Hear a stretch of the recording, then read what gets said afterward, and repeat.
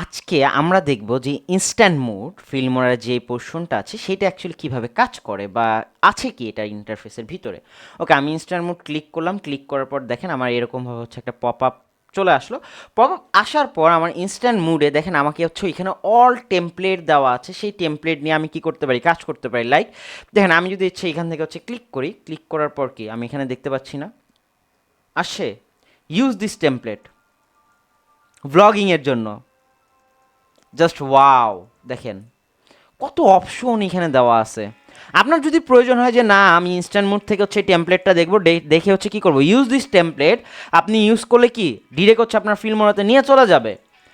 দেখেন আমরা যে হচ্ছে অলওয়েজ বলি যে এইখানে আপনার জাস্ট একটা আপনার নেই, নিশ নেই, মাল্টিপল নিশ। দেখেন love, business, travel, education, family, holiday, অনেক কিছু দেওয়া আছে। আপনার কি লাগবে আসছে এটা। যেহেতু হচ্ছে এখন আমি হচ্ছে আমার পেইডটায় লগ ইন করিনি, এটা ফ্রি, বাট ফ্রিতে হচ্ছে আপনি কি অনেক কিছু পাচ্ছেন, বাট পেইডে গেলে তো আরও অনেক কিছু পাবেন।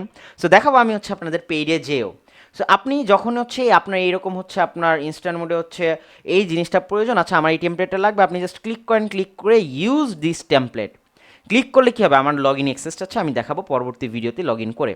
সো আপনি কি ইজিলি হচ্ছে এই পোর্শনটা হচ্ছে আপনি পেয়ে যাচ্ছেন। সো এটাই ছিল মূলত হচ্ছে ইনস্ট্যান্ট মোড। ইনশাল্লাহ এর পরে হচ্ছে যে পোর্শনগুলো আছে সেগুলো হচ্ছে আমরা দেখব যে স্টেপ বাই স্টেপ কী আছে। হ্যাঁ, তারপর হচ্ছে স্ক্রিন রেকর্ড, এটা হচ্ছে অনেক ইম্পর্টেন্ট পোর্শন, সেটা নিয়ে হচ্ছে আমরা কথা বলবো। আসসালামু আলাইকুম, ভালো থাকবেন, আল্লাহ হাফেজ।